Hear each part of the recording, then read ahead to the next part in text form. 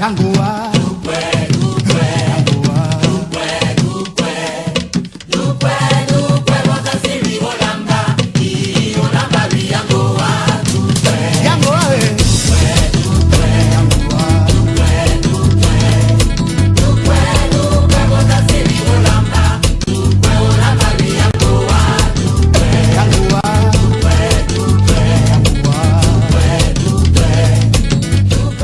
Quelque chose d'extraordinaire.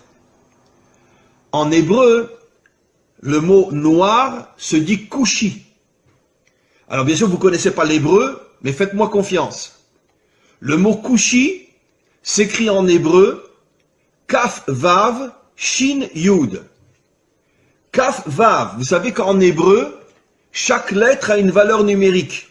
Ce qui nous permet de pouvoir faire des correspondances entre des mots différents s'ils ont la même valeur numérique. C'est un des génies de l'hébreu, de pouvoir expliquer le sens d'un mot par rapport à un autre mot qui a la même valeur numérique. Alors, les deux premières lettres du mot kushi, qui veut dire noir en hébreu, c'est kaf vav, qui a pour valeur numérique 26. 26 est la valeur numérique du nom de Dieu. Le nom de Dieu tel qu'il ne se prononce pas, parce qu'on attend la délivrance pour le prononcer véritablement, c'est un Yud, un Vav, un Yud, un He, un Vav et un He. Et ce nom de Dieu qui figure dans toute la Torah en hébreu a pour valeur numérique 26.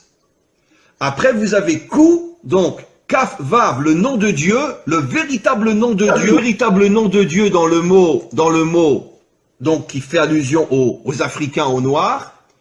Et après, vous avez Shin Yud, qui veut dire Yesh. Ça veut dire que Kushi signifie Yesh Hashem, il y a Dieu.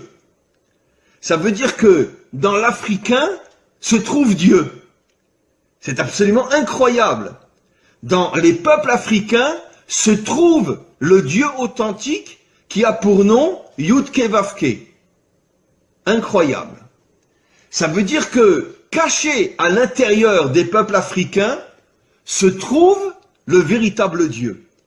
Et c'est pour ça que, en hébreu, on appelle le noir Kushi, qui fait allusion à Yesh Havaye, Dieu se trouve à l'intérieur des peuples africains. Incroyable. Mais vous devez au fur et à mesure prendre conscience que vous devez vous réveiller. Vous devez dévoiler la dimension royale qu'il y a en vous. Vous devez vous débarrasser de vos habits d'humiliation, d'esclavage, etc. Et prendre conscience que le masque qu'on a voulu vous coller, c'est justement pour vous empêcher de devenir ce que vous devez être. Et vous allez devenir ce que vous devez être.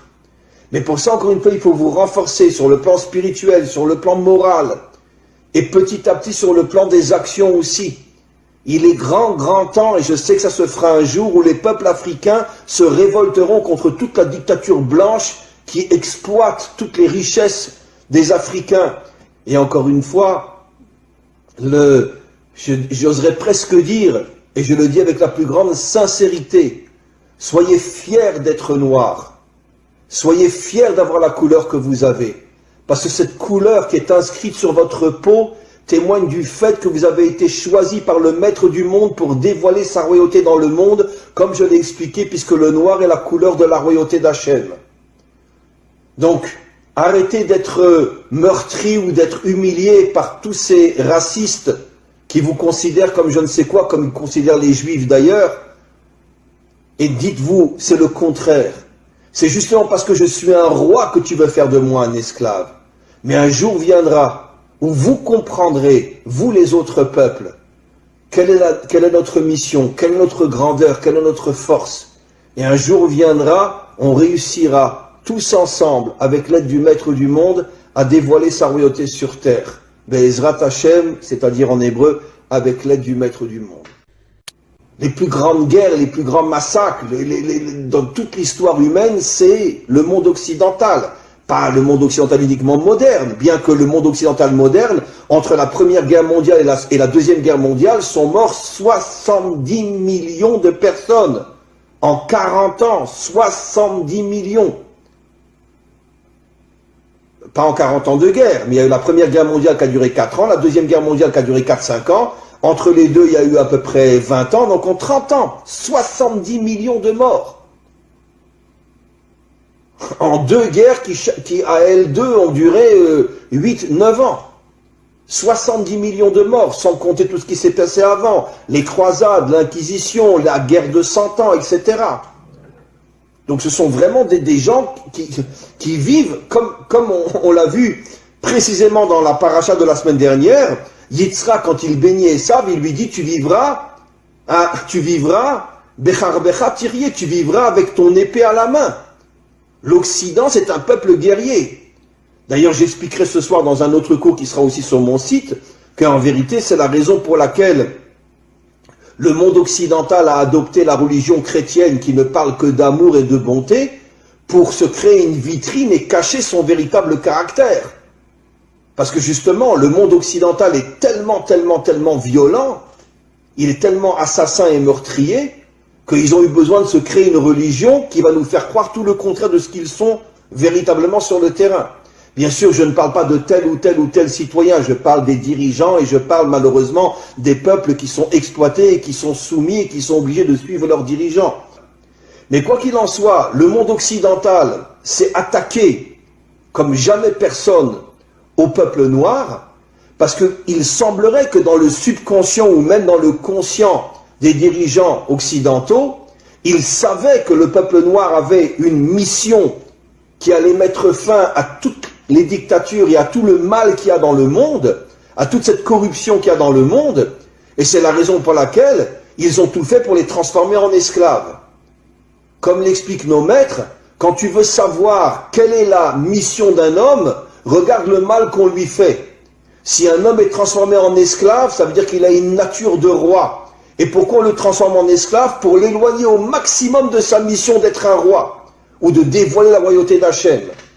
Maintenant, figurez-vous, mes amis, que depuis des millénaires, nos maîtres nous expliquent que chaque attribut divin, chaque sphira, en hébreu sphira, en français attribut divin, c'est-à-dire une qualité divine, là on parle de la malchoute, chaque qualité a une couleur. Et figurez-vous, quelle est la couleur de la malchoute? Noir. La couleur de la malchoute, c'est le noir. C'est absolument incroyable. La couleur qui définit la malchoute, la royauté, c'est-à-dire le dévoilement de la royauté d'Hachem dans ce monde, c'est le noir. Vous comprenez, mes amis, quel est le lien entre la mission d'Israël et les peuples africains? Comment se fait-il que les peuples africains sont noirs? Comment se fait-il que la première épouse de Moshe était une africaine? Que la préférée de toutes les épouses du roi Salomon était une africaine? Comment se fait-il qu'Israël a reçu pour mission de dévoiler la royauté d'Hachem dans ce monde et qu'il y a sur terre la couleur noire? Et nos maîtres affirment depuis des millénaires que la couleur noire est l'emblème de la royauté d'Hachem. Eh bien, mes amis, vous comprenez quelque chose d'absolument incroyable.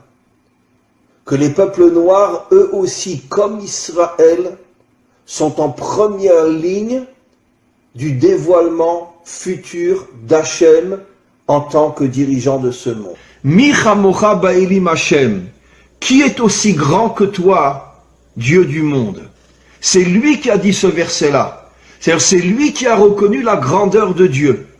Et nos maîtres nous disent que cela fait allusion à la délivrance finale, où toutes les nations reviendront vers Dieu et diront « Qui est puissant comme toi, maître du monde ?» Mais moi, ce que je rajoute, c'est qui a dit ça? Qui est le modèle de la délivrance finale au niveau des nations?